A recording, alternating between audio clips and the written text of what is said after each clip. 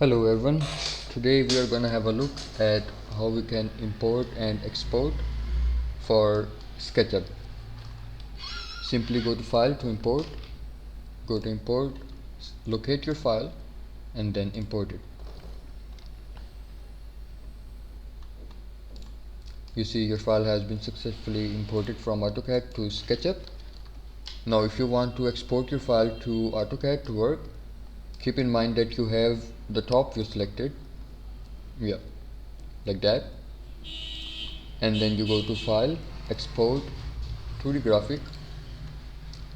Make sure that the right format is selected, that's DWG for AutoCAD, and then you give it a name and simply export it. Now let's see what we have got.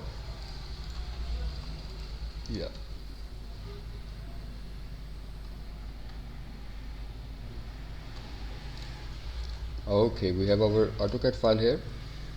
You can see it's perfectly exported and it's actually workable. You can perform on it. Perfect. That's pretty much it.